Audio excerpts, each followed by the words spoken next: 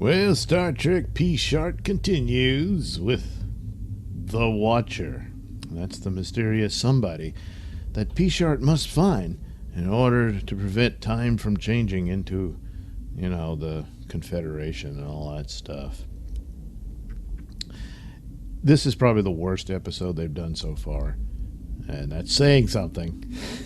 It's just so stupid.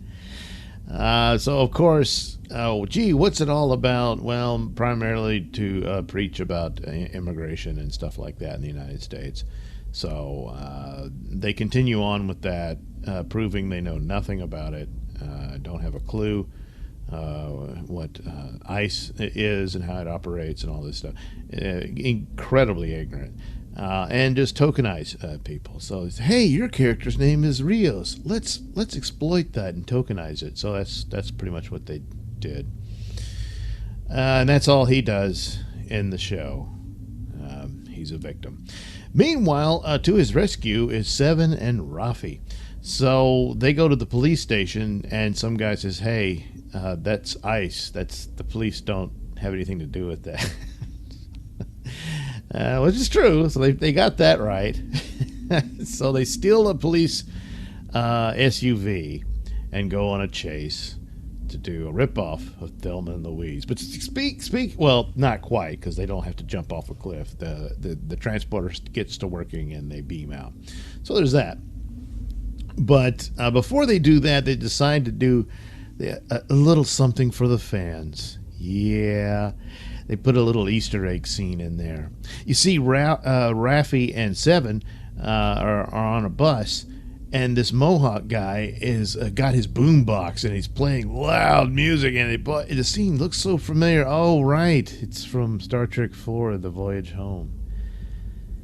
Yeah. They're actually like a couple of years from now, so... people with boom boxes, maybe just someone wants to show off their antique. They couldn't figure out how to redo that scene. First of all, don't do it. I'm sick of that crap, because I don't care that there's a few kernels of corn or peanuts in the turd. It's still a turd, and doing stuff like that is just oh, you saw the movie, did you? Yeah. But nevertheless, you can't even do it right. So it would be somebody on his phone being annoying, either playing it out loud, which can be just as annoying, or he's one of those guys who's having a conversation with someone and just babbles on like some crazy guy in the street, except no, he's got his earbuds in and he's having a conversation with someone and it's very personal and nasty. That's what you could do. They didn't even think of it. So anyway, let's see. Agnes is still recovering from her ordeal with the Borg Queen.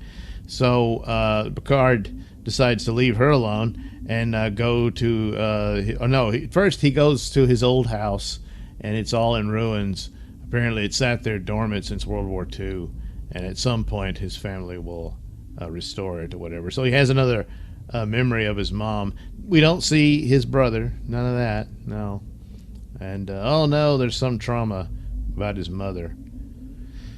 So, whatever. That he just never mentioned all this time. Anyway, so they do that, and then they need the transporter to work, and they get it to work to beam Picard to Guinan's bar. So, this is her bar at this point in time.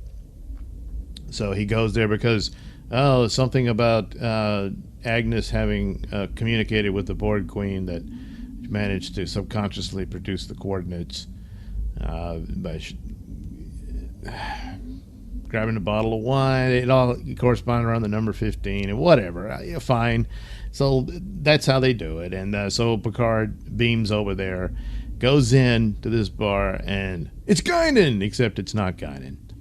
No, they recast the role. It's some woman who looks nothing like Guinan whatsoever, doesn't sound like her, doesn't act like her, and she's just there to whine about her bar going under. She's leaving. She has to give her dog away to some other friend, and she's so depressed about humanity and the Earth because they're killing the planet. And all of this, I mean, maybe she'll come back, I don't know. But all of this for Picard to, reveal who he is. And this just goes to show they never watched Next Generation, because they did another time travel episode where Guinan does meet Picard in the past. So, I mean, did they do an episode where she lost her memory or something? Anyway, this isn't Guinan. This is alternate universe Guinan, I guess. She looks nothing like her. They couldn't afford the CGI. They couldn't. They had to, that's why they're, on the streets of LA and stuff like that, because it's cheaper to do. And here's another thing. All right, just get some woman in there. It doesn't matter. Yeah. Mm-hmm. So, I mean, I don't know if they put it in like, oh, she disguised herself because she's hiding or something, but no. But anyway, that whole adventure of meeting Mark Twain and all that from the old show, remember? Yeah, she was in that. Yeah. Didn't ring a bell. You know why? Because Secret Hideout never saw that episode. That's why. They did see Star Trek 4. Somebody did. They saw the bus scene on Star, probably on a clip on YouTube. And hey, let's just steal that for our show. It's like, we know Star Trek. I guess. I don't know. Unless I'm forgetting some episode that, Guinan didn't remember. I think she did. So, well, whatever. This isn't Guinan anyway, so I guess it doesn't matter. So, the Watcher. Gee, who's that? Well, Guinan knows how to meet her, but the Watcher doesn't like her, so she has to leave. So, Picard, this little girl shows up, and I'm like, oh, man, you got to be kidding me. But, oh, wait, no. The Watcher is able to take over other people's bodies. So, at first it's the little girl, then it's some guy at a hot dog stand or something, and then some, I don't know, creepy-looking vagrant, and guiding Picard where he needs to go. And then all of a sudden, this woman turns around, and it's the Watcher. But, wait a minute. She looks just like Laris, Picard's Romulan maid, who put the moves on him, and he turned her down because he's an idiot. Because, she's pretty hot, and this is as good as it's going to get, Picard, so he probably should have, Except she doesn't have Romulan ears, so she's some human version of Laris. I guess we'll find out that she's an ancestor to Laris. I don't know. She's obviously some super powerful alien, whatever. And maybe she'll be... Oh, she'll probably be one of the bosses of that group that sent, what's his name, Gary 7 or whatever. The guy with his cat that turns into a sexy woman that was supposed to be the secret agent for some alien intelligence that was guiding the Earth from behind the scenes or whatever. No, don't worry. Secret Hideout sure as hell doesn't know what that is.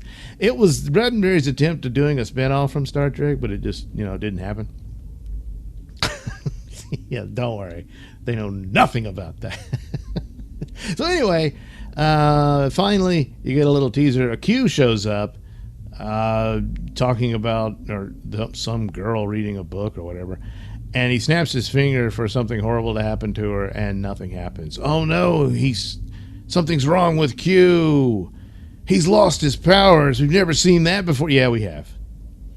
Yeah, just like we've seen Data's daughter. And we've already seen the Borg being dealt with and all that. So that's about it. The rest of it, again, is Agnes and the Borg going back and forth as to who's the more miserable of the two. And it's probably Agnes, I mean, she killed her boyfriend and no one seems to care. Anyway, there you go. P-Shart on PP.